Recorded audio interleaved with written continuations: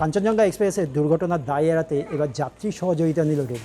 এক যাত্রী চৈতালি মজুমদারের নামে একজন এফআইআর করা হয় রেলের পক্ষ থেকে। যদিও চৈতালি মজুমদারের দাবি তিনি এ বিষয়ে কিছুই জানেন না, তাকে না জানিয়ে রেল এই ব্যবস্থা নিয়েছেন। কেন রেল এই কাজ করলো সে ব্যাপারে কিন্তু তিনিও যথেষ্ট সন্দিহান, কারণ তিনি যখন অসুস্থ ছিলেন, রেল হাসপাতালে ভর্তি ছিলেন, তখন আরপিএফের কিছু আধিকারিক এসে তাকে একটা সাদা কাগজে সই করিয়ে নেয় এবং সই করানোর পর তারা কিন্তু সেই এফআইআর তৈরি করে।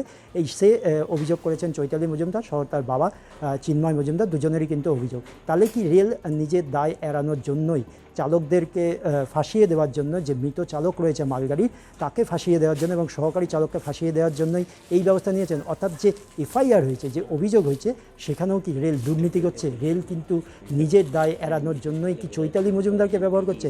প্রশ্নগুলো কিন্তু ক্রমশই উঠে আসছে।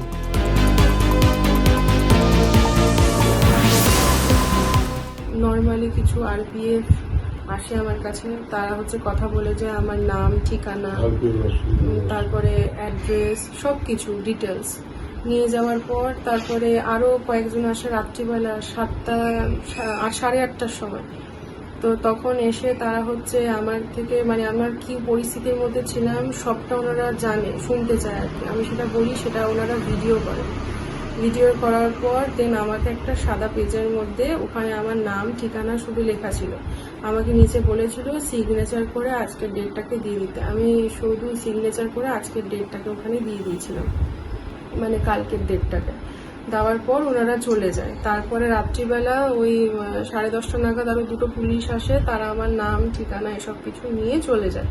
তারপরে সেরকমভাবে কেউ কোনো কিছু আসেনি। তো আমি প্রথম আর কি আপনারা হয়তো নিউজ দেখেছেন, ওই TV9 বাংলার থেকে আমাকে প্রথম বললো যে এরকম এরকম আপনার নামে এরকম, আপনি নাকি এরকম অভিযোগ করেছেন। প্রথমত ট্রেনের ভেতরে কে এসছে, কোন গাড়ি মেরেছে, সেটা আমার দেখার পক্ষে সম্ভব নয়। কারণ ওখানে ট্রেনের ভিতরে আমরা যেই প্যাথেটিক একটা সিচুয়েশনের মধ্যে ছিলাম, সেটা একমাত্র যেই যাত্রীরা আমরা যাচ্ছি শুধু আমরা তারাই বুঝতে পারি, তারাই ফিল করতে পারবো।